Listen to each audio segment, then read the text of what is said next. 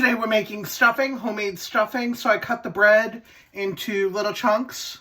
It doesn't matter. Some are bigger or smaller. It's not like a, very important detail. So you want chunks of bread. Where I get my bread from is I save the crust of all of my bread. So there's some sourdough in here. There's some Canyon Bakehouse in here. The sourdough is from a gluten-free bakery.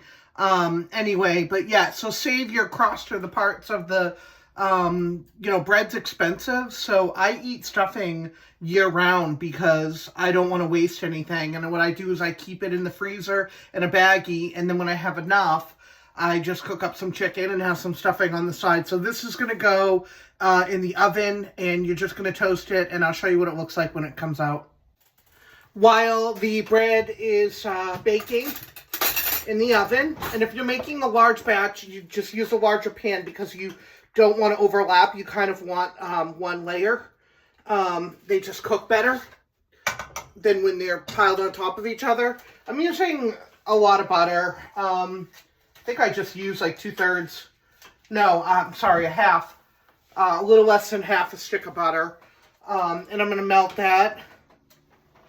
We didn't add anything to the breadcrumbs, the bread that we're toasting. We didn't add anything to that, so the spices are going to go in the butter. Hold on one second, because we're going to dice an onion and put an onion in there too. Okay, I've got half an onion in here and the butter. Cook this on a low heat. You're going to want to take your time, but you have to cook the onions until they're absolutely wilted and cooked throughout. Otherwise, you're going to have crunchy pieces in your stuffing because it's not going to cook in the stuffing. So do it on a lower heat and take your time with this because you don't want to burn the butter. The onion is almost done, so I'm going to start adding the spices, salt and pepper.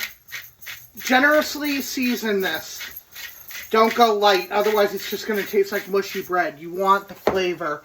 So start with the salt and pepper. Get that in your butter and in your seasoning. And you don't need onion powder because you've already sauteed the onion right in with the butter. Poultry seasoning, find a good...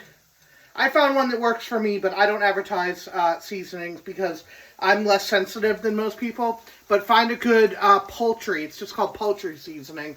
And find one that is gluten-free, a brand that you trust of poultry seasoning. And like I said, see I'm heavily seasoning that. And then your rotisserie chicken seasoning. This one I do advertise. It is labeled gluten-free, and I use this in everything. So this is, and then heavily... season that. Give this a good stir. I'm going to stir off camera because I'm in a wheelchair, so I can't stand over the stove and stir. And it should look like that. Like very heavily seasoned. Okay, we'll be right back.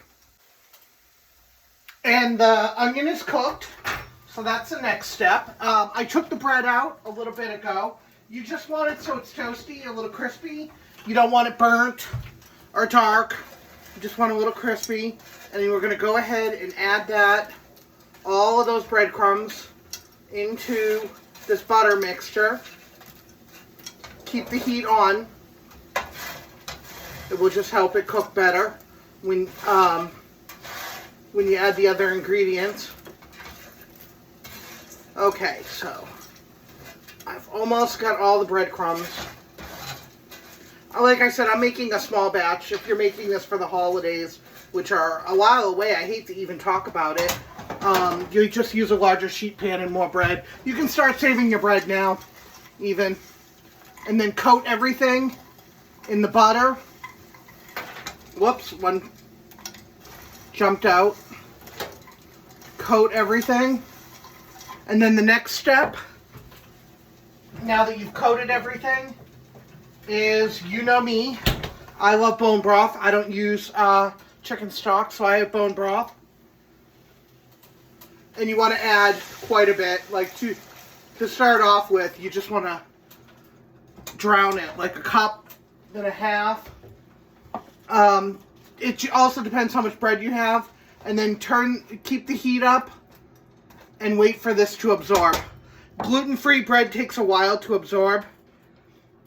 So it's going to take a minute. So we'll come back and I'll show you what it looks like. So it hasn't absorbed all the liquid yet. There's still a good amount of liquid, but I turned up the heat and I'm stirring. And as I stir, I'm kind of pressing in.